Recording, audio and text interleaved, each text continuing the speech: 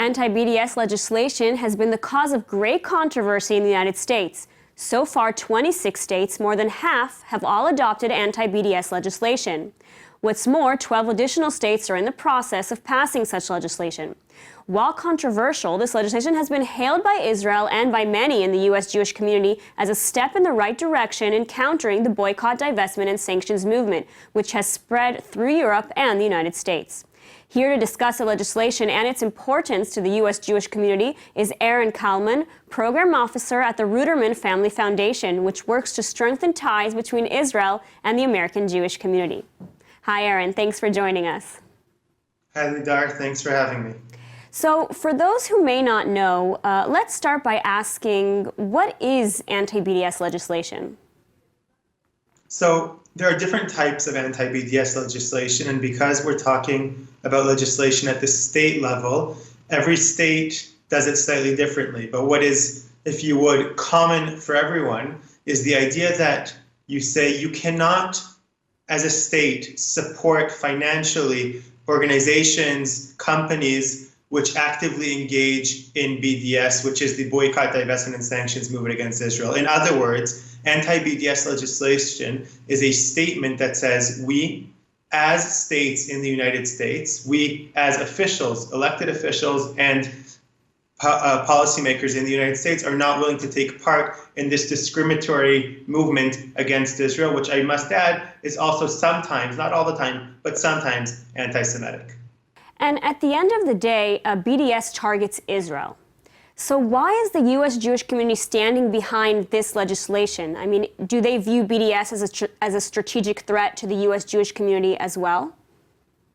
So the report, which we released last month, shows that, and I have to say, as of last month, there were 26 states. Mississippi recently passed in its House of Representatives legislation. It has to pass the Senate and be signed into law, but it looks like we're en route to state number 27. And what this shows is that the efforts in the anti-BDS legislation are a direct continuation of efforts by the American Jewish community to stop boycotts against Israel as early as the 1940s and 1950s and 1960s and 70s, when the community was fighting to help Israel against the Arab boycott. And the main reason that the American Jewish community, many organizations within the American Jewish community are involved in this is because they view BDS as what it is, which is discriminating against someone for doing business with Israel, meaning discriminating against someone based on religion, based on ethnicity. And I think that I'm not an American Jew, but for many within the American Jewish community, when they fight the BDS movement, they see themselves as stepping up and standing with Israel, supporting Israel, but also allowing themselves to maintain the relationship they want with the Jewish state. So really showing their support for Israel. On the other hand, I have to ask, it's no secret that there are many American Jewish supporters of BDS who play an active role in promoting BDS. So how does this play out regarding the controversy over the anti-BDS legislation? So I think that saying there are many American Jews might be giving them too much credit. There are American Jews who support BDS. So they tend to be loud and noisy and get some attention. But we have to note that also amongst the American Jewish organizations or the prominent American Jewish leaders who oppose this legislation that we're talking about at the state and at the federal level, most of them are anti-BDS, meaning they say we oppose BDS. We have a tactical argument as to whether this is the best way forward. But to say that there are many American Jews who actively support BDS, I think, is to somewhat distort reality. We have to acknowledge there are some who do, but the vast majority of the American Jewish community are against BDS, stand proudly with Israel. And that's what we at the Ruderman Family Foundation are showing the Israelis through the report, through the video we released with it, and through our ongoing activity. And this is, of course, sort of a bipartisan support, right? We're seeing it both from the right and the left in terms of the U.S. Jewish community.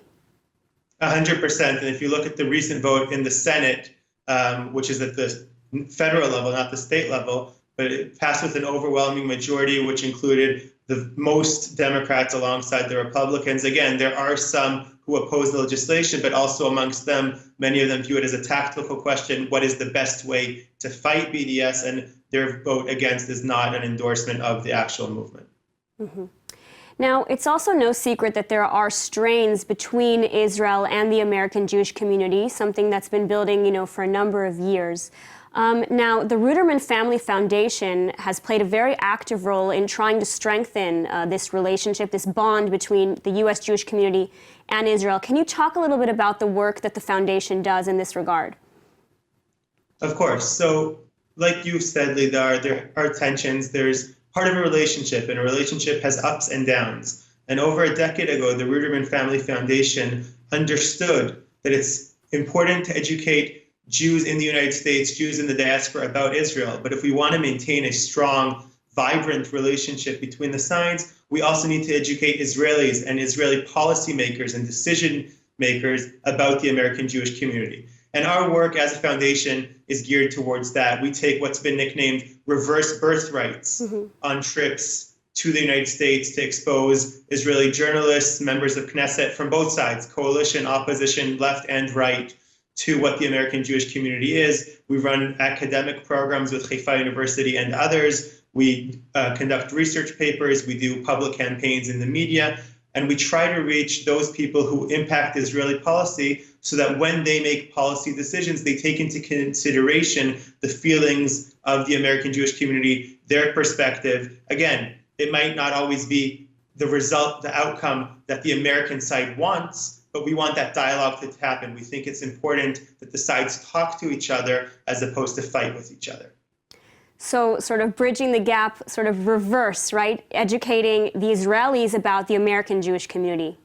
Exactly. When I was working years ago with youth from the United States, there was a joke where we said when an American Jew meets an Israeli in Tel Aviv, they speak about Tel Aviv. And when they meet the same Israeli and the same American Jew in New York, they still speak about Tel Aviv.